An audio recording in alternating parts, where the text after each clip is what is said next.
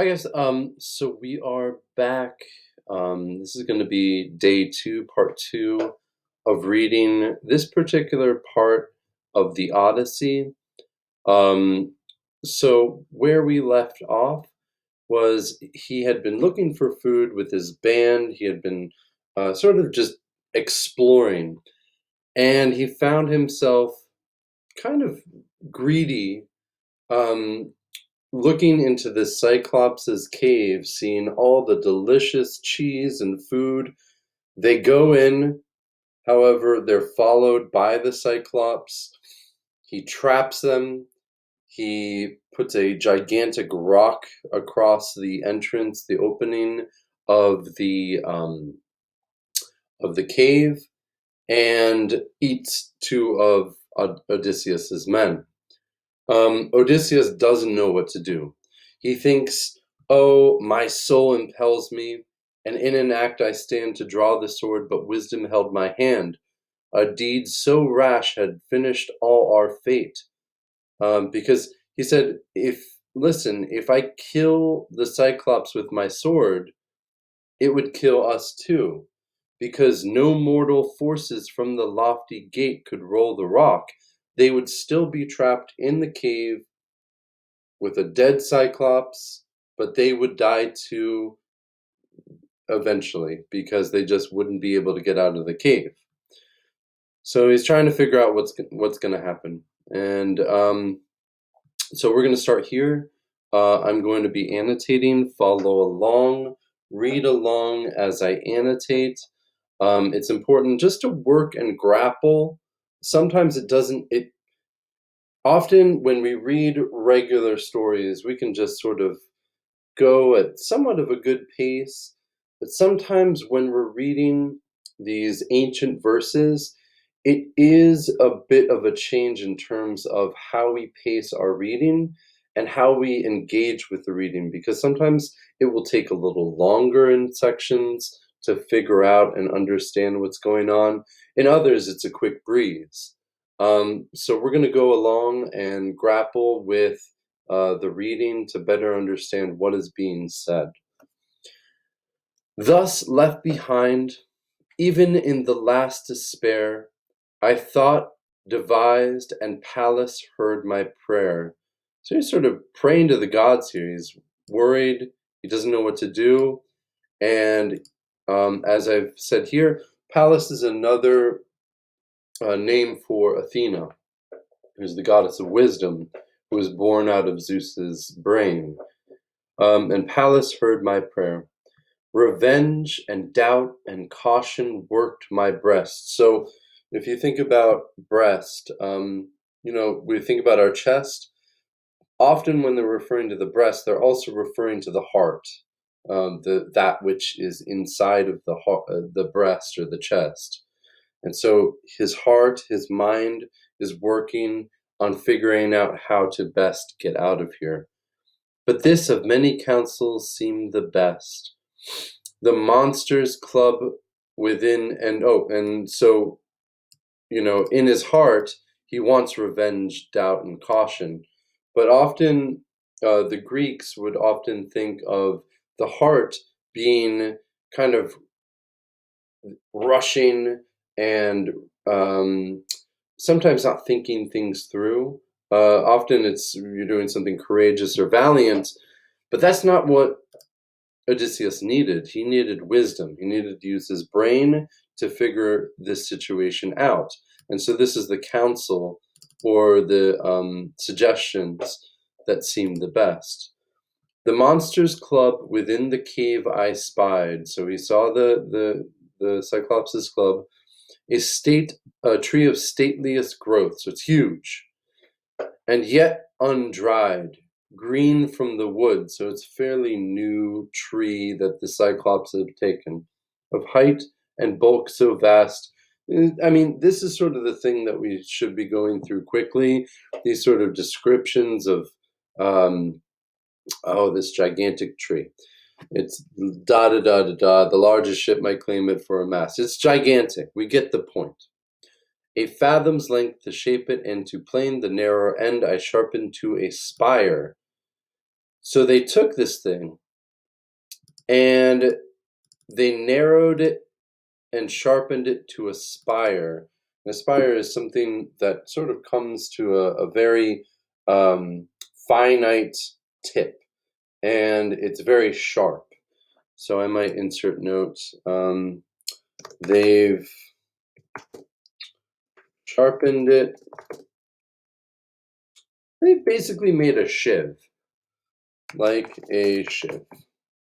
They've taken this club and they've sharpened it, whose point we hardened with the force of fire. They did this under fire and hid it in the dust that strewed the cave, and then they hid it.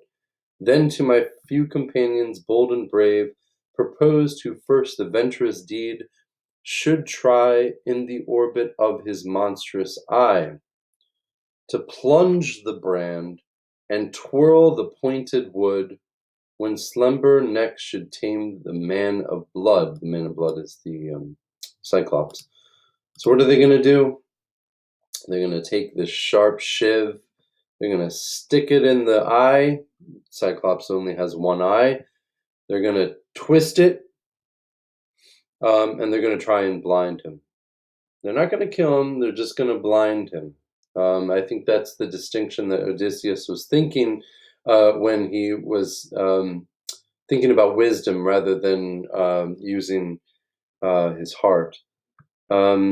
Just as I wished the lots were cast on four, myself the fifth, we stand and wait the hour. So they're going to sleep in turns to see when the Cyclops comes back. He comes with evening, all his fleecy flock. So he's come back with his sheep. He's a herder. Before him march and pour into the rock. Not one, or male or female, stayed behind. So fortune chanced, or so some god designed. So he's taken his entire flock of sheep and brought them in. Then, heaving high the stone's unwieldy weight, he rolled it on the cave and closed the gate. So he took this gigantic rock, closed the cave so that nothing could get out. First down he sits to milk the woolly dams. This is actually a question prior, but dams are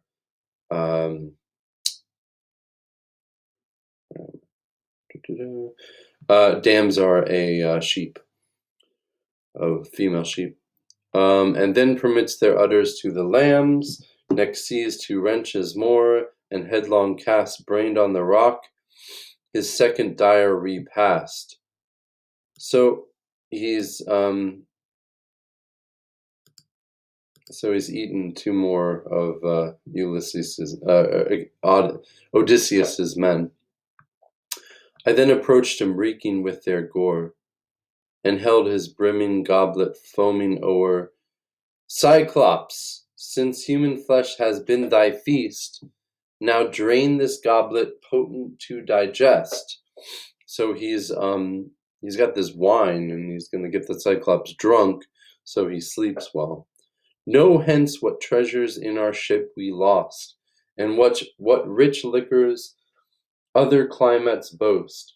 But we to thy shore the precious freight shall bear, if home thou send us and vouchsafe to spare. But oh, thus furious, thirsting thus for gore, the sons of men shall never approach thy shore, and shall never taste this nectar more. So he's basically peer pressuring him into getting drunk. He's saying, I've got this really delicious wine. It's something that you've probably never tasted before from a different area. It's really delicious. And so the Cyclops, he heard, he took, and pouring down his throat, delighted, swilled the large, luxurious draught. This is actually pronounced draft. And you would need to look it up, but it's a draft. This is the British spelling of draft, which is, there's a lot of definitions of draft, but for this particular one, it is a single act of drinking or inhaling. Um, okay. So he's drank this wine. More, give me more, he cried. The boon be thine. Whoever thou art that bears celestial wine. So he doesn't know who this person is, but he wants more wine. He's drank a little bit, he wants more and more and more. Declare thy name, not mortal is this juice, such as the unblessed Cyclopean climes produce. So the Cyclops, they don't really grow. Although they have a lot of vines, they don't actually grow or make wine. So the Cyclops is loving it.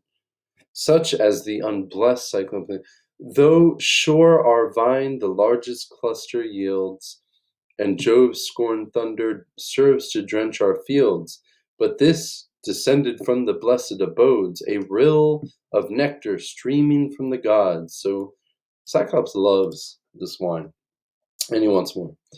He said, and greedy grasped the heady bowl, thrice drained and poured the deluge on his soul.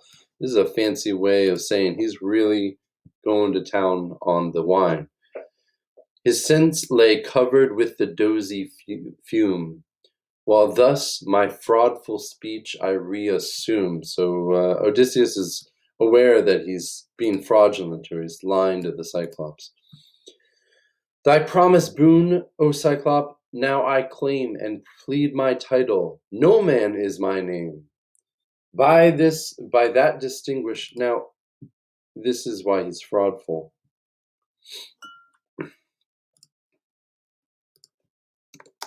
He is calling himself a fraudulent.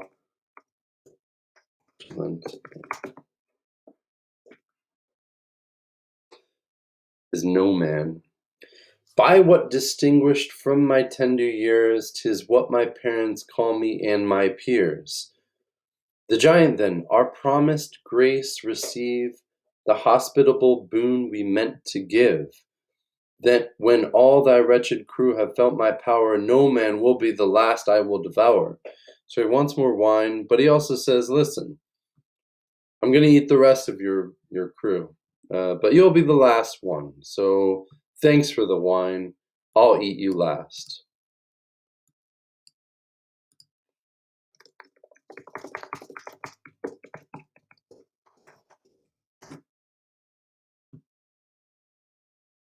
Okay. So we'll continue. That's the third walkthrough. You will continue this with a fourth video.